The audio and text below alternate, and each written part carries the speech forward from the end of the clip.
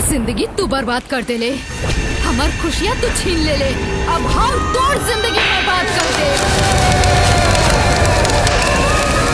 काहे इतना घूर घूर के देखा तारा? तहार मेहरारू है का? फोटो साफ करके सोचत रहनी। अच्छा हो गई है तो रखता।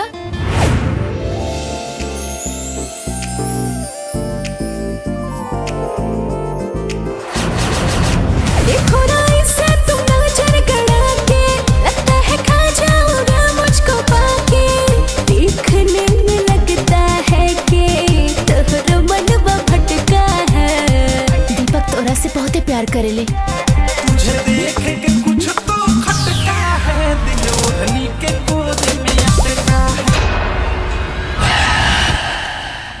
ये दुनिया में केहू से हम अगर सच्चा मोहब्बत करी लेना तो सिर्फ अंजलि से। पता ना तोरा कब एहसास होगी कि हम तोरा से बेपनाह मोहब्बत करेंगे।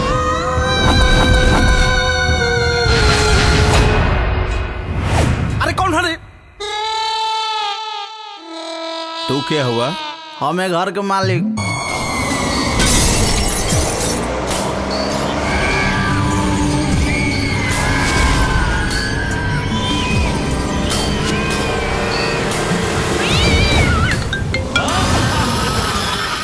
चोरी चोरी हमारा से मिले अवतार, जान जाए के हो अपना दत्त सुधार।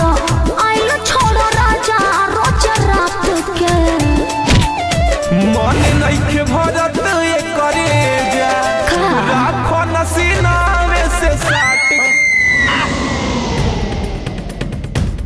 ये अंजलि का हत्यारा। हम मैडम जी के हत्या नहीं के कैले। हम अब डिसीजन ले ले बानी, अब फुल एंड फाइनल हो जान लू। अब बताओ हमरा का करे के बा।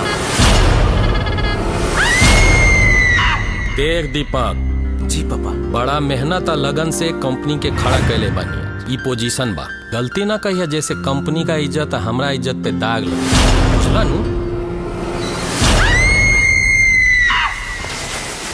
लोगावा कहेला अब हमनी के प्रेम के कहानी। तू दीवाना मैं दीवानी। इले अंजलि के मर्डर हो गई।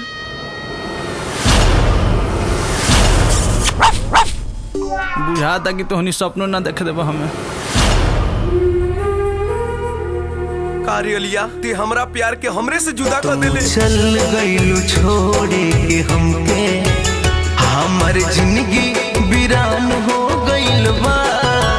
का करी हम तोह से शिकायत, का करी हम तोह से शिकायत, जब जाने जुदा हो गइल बा।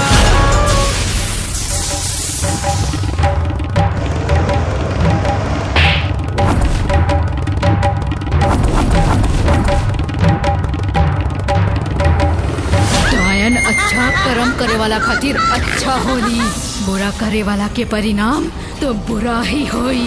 समझ नहीं रहुआ लोग? माँ!